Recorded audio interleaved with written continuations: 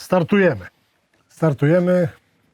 Moi drodzy, nareszcie dokonało się. Dokonało się to, na co chyba wiele osób czeka, na co szczerze mówiąc ja czekam. Sam sobie wiecznie obiecywałem, że przyjdzie taki moment, w którym będziemy porównywać, ale niekoniecznie pokazując, co jest lepsze, co jest gorsze, bo wszystkie światy są doskonałe. A o jakich światach mówimy? Mówimy o światach najbardziej poróżnionych do dzisiaj w świecie technologii gitarowej. Wzmacniacze analogowe, lampowe kontra cyfrowe, emulujące dźwięk wzmacniaczy lampowych. Witam Was bardzo serdecznie na kanale Guitar Stories i ten kanał właśnie jest ojcem i matką tego przedsięwzięcia. Jesteśmy w Custom 34. Ja nazywam się Piotr Łukaszewski. Obok mnie Łukasz Łukaszewski, mój syn. A za szybą przy stanowisku gitarowym młodszy syn Mikołaj Łukaszewski w charakterze grającego na wszystkich tych sprzętach, które dzisiaj będziemy obgrywać. Specjalnie mówię nie testować, bo to nie są testy. To jest tylko pokazanie pięknych brzmień, pięknych światów i pięknej technologii w jednym materiale na polskim kanale w wersji polskojęzycznej. Zaczynamy. I teraz tak, sięgam po ściągawki. Będziemy porównywać, będziemy ogrywać, będziemy słuchać wzmacniacza Vox AC30. No niestety nie mamy w wersji z 63 roku, ale mamy AC30 Top Boost w wersji z 66 roku z grudnia. Wyjątkowo miła dla mnie data, ponieważ ten wzmacniacz przyszedł na świat w tym samym miesiącu i roku co ja. I co my tu mamy? Będziemy grać, będziemy nagrywać, będziemy słuchać wzmacniacza Vox i jednocześnie, ja będę to przełączał oczywiście, będziemy słuchać kostki Universal Audio Ruby, czyli wzmacniacza w kostce, który zawiera wszystkie elementy jakby symulacji prawdziwego wzmacniacza typu combo z możliwością zmiany mikrofonów, z możliwością zmiany głośników i z możliwością zmiany kanału w oryginalnym wzmacniaczu. My, żeby maksymalnie zbliżyć się do próbki brzmienia, co zrobiliśmy? Nasz Vox z 66 ma głośniki Silver Bulldog. Silver Bulldog to jest jedna z edycji głośników Alnico. Tam w historii były jeszcze Alnico Blue, Alnico Gold, ale ten akurat konkretny egzemplarz jest na Alnico Silver, na Silver Bulldogach. I kostka Universal Audio Ruby też ma jedną z opcji wyboru głośnika. Jest właśnie ten głośnik Silver Bulldog. I firma Universal Audio, mikrofonując swój wzmacniacz na głośniku Silver Bulldog, zdecydowała się użyć mikrofonu Sennheiser 421. I my, idąc za ciosem, mamy te same głośniki i użyliśmy również mikrofonu Sennheiser 421. I to od razu coś powiem, bo bardzo ważna rzecz.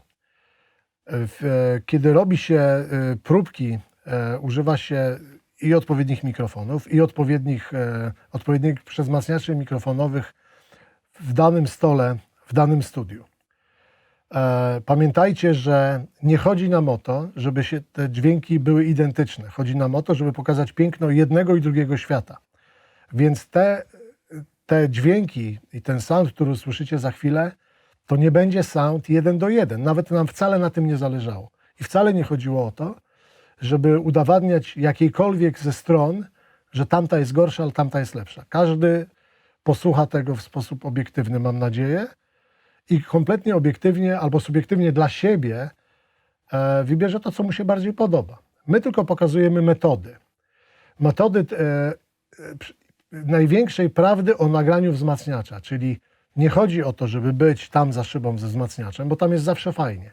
Tylko chodzi o to, co realizator albo widzowie na koncercie słyszą już po mikrofonie, czyli mikrofonie przystawionym do wzmacniacza. I to jest prawda o brzmieniu, a nie do końca ta przyjemność przebywania z głośnym, bardzo głośnym w tym wypadku, wzmacniaczem tam w kabinie studia. I teraz tak, proponuję zacząć. Mikołaj, gotowy? Proponuję zacząć.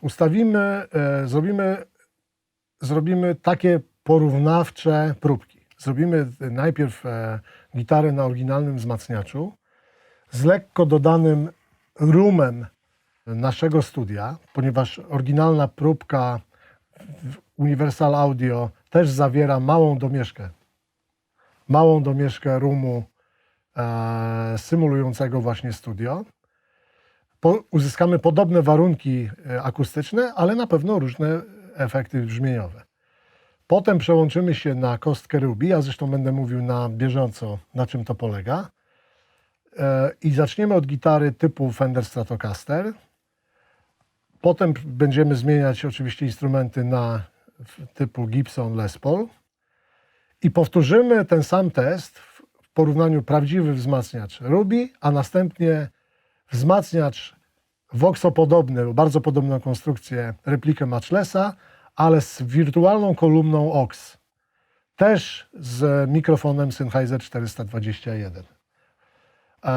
Sami zobaczcie, bo no, doznania są fenomenalne. Zaczynamy. Czyli pierwsze co słyszymy, mutujemy Rubiego. W naszym DAW-ie przechodzimy w system rekord. Pierwsze co słyszymy to jest oryginalny Vox 66 rok z lekką domieszką sali przez mikrofony wstęgowe. Proszę bardzo.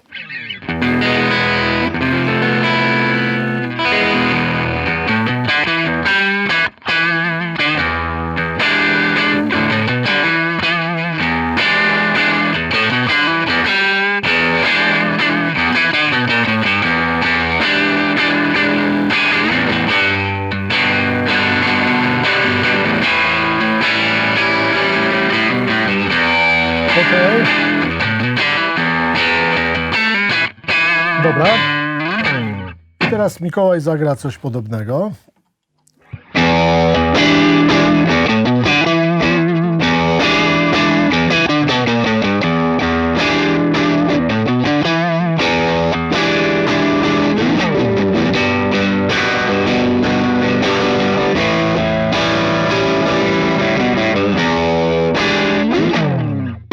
I to była kostka Ruby. Dźwięk nie jest taki sam, od razu mówię, żeby nie było wątpliwości. Jest podobny, bo jakby źródłem jest podobny, znaczy ten sam wzmacniacz, ale prawdopodobnie nagrywany w różnych warunkach. Jeden i drugi ma swoje ewidentne walory. Teraz proszę Cię, Mikołaj, zagraj podobną frazę na Fenderze, znaczy na Stratocasterze, a ja będę w czasie grania przełączał oba źródła.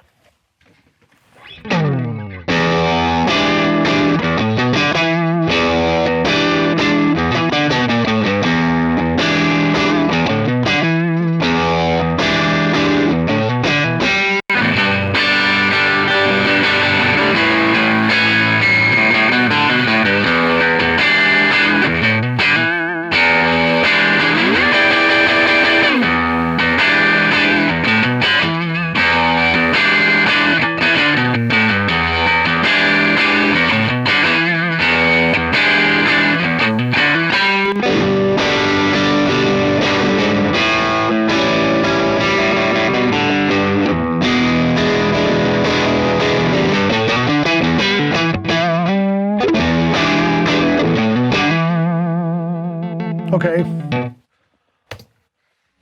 No i sami słyszycie. Oryginalny wzmacniacz z mikrofonem Sennheiser 421 ma więcej środka, ma niżej ustawioną górę i pewnie puryści uznają to za coś bardzo pożądanego i na pewno wskażą, że lubią to brzmienie. Natomiast Ruby wydaje się, z mojej perspektywy, tutaj reżyserki Custom 34, wydaje się bardziej plastyczny, mniej nosowy, ma wyżej ustawioną górę częstotliwości, ale w miksie całości możemy to uznać za bardzo atrakcyjną częstotliwość. Więc ja nie umiałbym się zdecydować, który wolę. Zauważam istotne różnice, ale oba brzmienia mi się podobają. Teraz zmienimy gitarę. I teraz tak, mamy już ogranego Stratocastera, teraz jedziemy z Les Paulem. Barwa będzie na pewno bardziej przesterowana, no bo mamy do czynienia z humbuckerami, które same z siebie mają więcej sygnału, ale też mają mniej wysokich częstotliwości, bo cewki się wzajemnie odkłócają. Zaczniemy od wzmacniacza Vox. Bardzo proszę.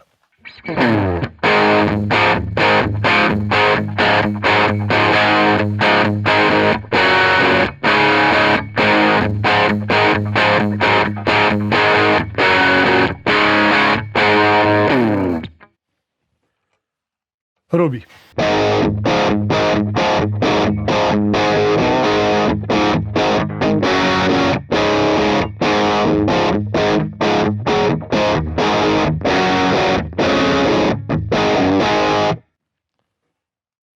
Vox.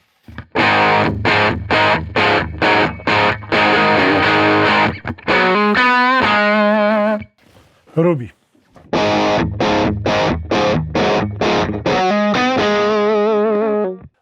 Jak widzicie na gitarze Gibson, czyli w ogóle na Gibsonopodobnych, na humbuckerze, właściwie to jest główny wyznacznik, różnica jest jeszcze większa. To znaczy tutaj jeszcze bardziej uwypuklają się te różnice, szczególnie w niskim środku i w ogóle w środku pasma. I znowu jest tak, że ja nie mogę się zdecydować, który dźwięk bardziej mi się podoba. Wydaje mi się, że plastyczniejszy dla nagrania byłby dźwięk z kostki, ale znowu bardziej organiczny, nie pozbawiony też oczywiście no, tego całego dobrodziejstwa, które daje prawdziwy wzmacniacz, czyli brumów, przydźwięków i tak dalej, ale organiczniejszy dźwięk w tym wypadku może podobać się bardziej, znaczy w tym wypadku organiczniejszy dźwięk byłby z Voxa. Przy czym wcale nie mówię, że któryś jest lepszy i gorszy, jeszcze raz to powtarzam. Teraz zrobimy jeszcze jeden test, połączymy oba światy naraz, czyli jedno źródło to będzie wzmacniacz voxopodobny. W tym niestety nie da się Voxa rozkręcić. Od razu wam powiem, o co chodzi. Chcieliśmy podłączyć Voxa do wirtualnej kolumny aux. To jest też bardzo, moim zdaniem, idealny, genialny wynalazek firmy Universal Audio. Czyli taka wirtualna kolumna, w której można zmieniać nie tylko głośniki, ale też modele kolumn. Możemy też zmieniać mikrofony, czyli generalnie możemy się bawić w to, co robilibyśmy naprawdę w studiu nagrań. Ale aux obsługuje prawdziwe wzmacniacze lampowe, tranzystorowe, hybrydowe i naprawdę radzi sobie świetnie nawet ze 100-watowymi Marshallami Super Lead, bo robiliśmy takie eksperymenty.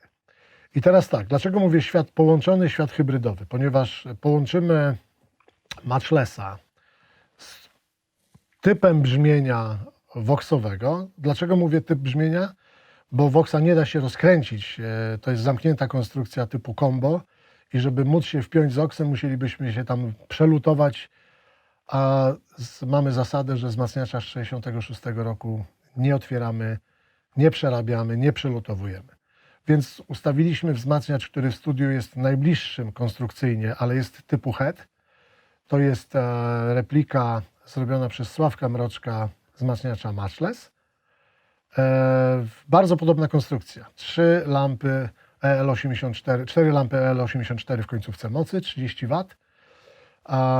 Bardzo podobny układ zasilania na lampie i 3 lampy 12X7 w przedwzmacniaczu do wysterowania, czyli do toru audio i do toru audio i tor wysterowania końcówki mocy.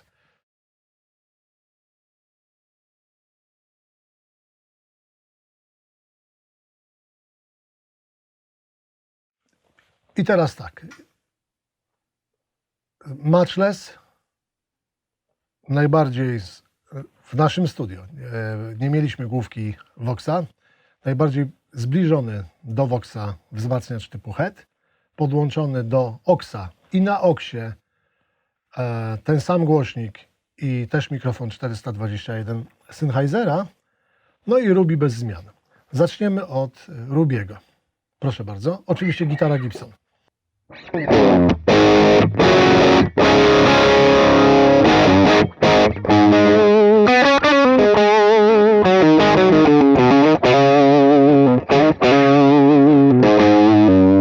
Ok.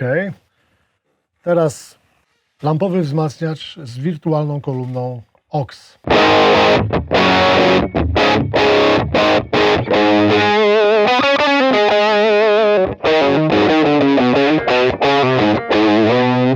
No i znowu sytuacja podobna, czyli że różnice są, bo być muszą, ale znowu nie umiałbym się zdecydować, który dźwięk podoba mi się bardziej. Do Rubiego się już przyzwyczaiłem, bo testujemy go już jakiś czas i wydaje mi się bardzo plastyczny, niezbyt nachalny, z ładnym ziarnem w górze, ale znowu prawdziwy lampowy wzmacniacz z wirtualną kolumną. Pewnie ja, gdybym chciał użyć tego brzmienia do nagrania, ustawiłbym trochę inny mikrofon. Ale pamiętajcie, trzymamy się tej zasady, że wszystkie nasze źródła są omikrofonowane, i te wirtualne, i to prawdziwe, omikrofonowane są tym samym mikrofonem. Jakby to jest nasz parametr niezmienny. No i powiem Wam, że też mi się bardzo podoba żywy wzmacniacz przez wirtualną kolumnę. I mimo, że właśnie zmieniłbym mikrofon, to jednak chyba szukałbym tutaj w tym momencie dalej, bo naprawdę dla mnie dźwięk był bardzo inspirujący. Teraz zrobimy to samo doświadczenie z użyciem Stratocastera.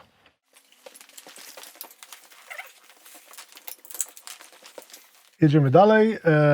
Czyli ten sam parametr, przypominam tylko, wzmacniacz lampowy z wirtualną kolumną aux i całkowity wirtualny wzmacniacz z wirtualną kolumną, czyli Ruby, czyli Vox AC30 w kostce. Gitara Stratocaster. Bardzo proszę.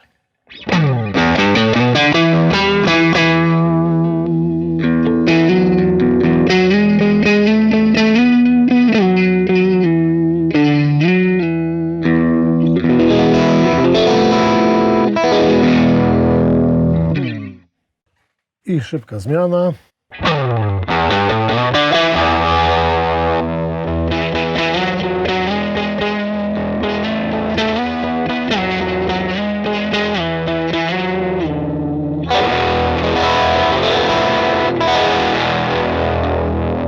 I teraz znowu zmiana, wracamy do Rubiego.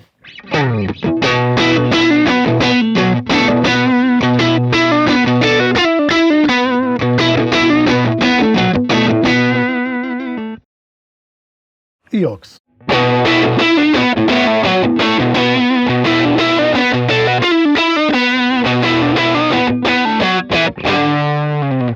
Kilka słów na koniec.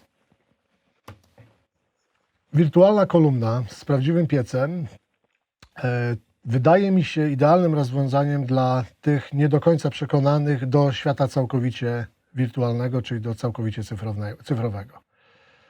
Muszę Wam powiedzieć, że bardzo dobrze działa ten system przystawiania mikrofonów, wyboru kolumny i wyboru głośnika. Na tyle dobrze, że ja już w swoich pracach i w swoich produkcjach oczywiście jak będę potrzebował prawdziwego, źródłowego brzmienia wzmacniacza lampowego, najlepiej starego, z jego mankamentami typu brumienie, mikrofonowanie, zbierania czasami rozgłośni radiowych, okolicznych i tak dalej, to i tak to zrobię. To znaczy będę po prostu to robił i mimo, że praca jest niezwykle trudna, bo bo sfasować dobrze zestawy mikrofonów przy prawdziwym wzmacniaczu, znaleźć odpowiednie mikrofony, odpowiednie ich ustawienie i tak dalej, to jest czas żmudny i pracochłonny i nie każdy sobie może na to pozwolić, bo to jest studio nagrań. Więc nie często idziemy tą drogą. W sytuacji, kiedy mam jednak ochotę na wzmacniacz lampowy, to ja osobiście zdecydowałbym się na AUXa, czyli że metodami przesuwania palcem po ekranie i decyzji parametrów na przykład na iPadzie czy telefonie, które znakomicie sterują AUXem, czy aplikacją z komputera, można ten efekt osiągnąć o wiele szybciej i o wiele łatwiej. Wydaje mi się, a jest równie dobry, bo w momencie użycia na przykład 2 mikrofonów do jednego głośnika, w przypadku aplikacji AUX nie ma problemu z fazą w ogóle. Ten problem został jakby załatwiony raz na zawsze. Mamy też bardzo dobre parametry typu dywanik pod wzmacniaczem bądź nie. Mamy też parametry typu cięcie dołu. Jak ktoś sobie życzy, to prostych parę efektów przestrzennych i bardzo dobrze działający equalizer. My oczywiście go nie włączyliśmy, ale braliśmy taką sytuację pod uwagę. No i trzecia rzecz to jest sam Ruby. Wzmacniacz w kostce. No, ja jestem podekscytowany możliwością podróżowania ze wzmacniaczem, który mogę wozić w kieszeni, zawierający wszystkie te elementy, o których mówię. My nie pokazaliśmy jeszcze, nie jest to test typowy test samych kostek Universal Audio, ale tam w pakiecie możliwości są jeszcze nie tylko wybór kanału wzmacniacza Vox, mamy też jeszcze możliwości wybierania właśnie głośników, wybierania mikrofonów przy tych głośnikach, a także za pomocą apki jakiejś tam kombinacji 2 mikrofonów i 2 głośników, co jeszcze poszerza możliwości, tylko że to jest dla tych, którzy mają zarejestrowaną kostkę i dzięki temu mają dostęp do większej ilości presetów. Także sami ocencie. Ja się w ogóle nie podejmuję tej misji oceny. Wszystkie 3 źródła podobały mi się bardzo i wszystkie 3 źródła na pewno użyłbym w nagraniu. No, biorąc pod uwagę za i przeciw, mobilność, szybkość działania i tak dalej. W studiu też ważnym parametrem jest parametr czas pracy realizatora, gdzie gitarzysta stygnie. A jak gitarzyna stygnie i nic nie robi, tylko się nudzi, to bardzo się niecierpliwi i co gorsza, potem już gra gorzej. Więc czasem szybkie dojście do rezultatów skutkuje lepszym nagraniem i sam gitarzyna jest zadowolony. Pamiętajcie też, że porównujemy suche źródło, czyli źródło bez perkusji, basu, klawiszy itd.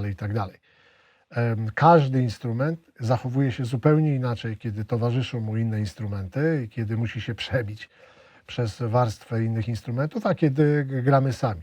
Natomiast to, co najważniejsze, wydaje mi się, z dzisiejszego filmu, to to, że możecie jasno usłyszeć, że już po tej stronie szyby dźwięk i te różnice tego dźwięku nie są tak ewidentne na korzyść dobre, złe, średnie, kompletnie do dupy. I pamiętajcie o tym w wyborze na swojej ścieżki jakby. Bo granie i pisanie fajnych riffów jest tutaj najważniejsze. I ciach. I ten odcinek dobiegł końca. Mam nadzieję, że nie trzeba było przekonywać nieprzekonanych i dawać argumenty hejterom, bo nie taki cel był tego filmu.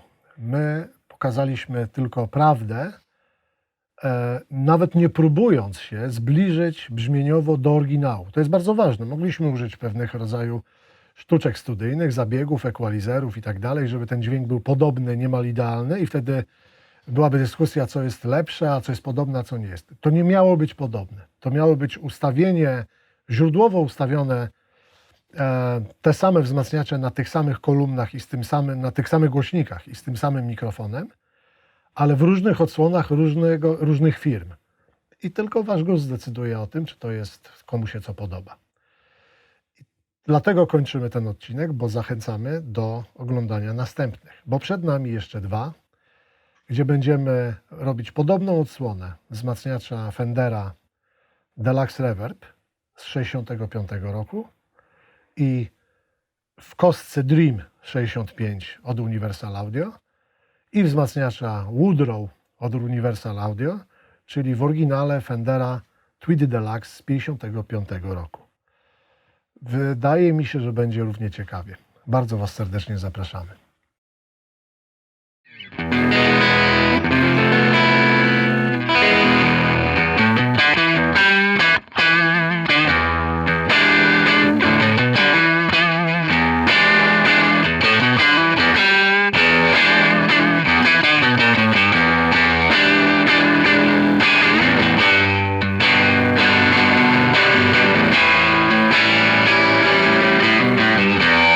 Okay.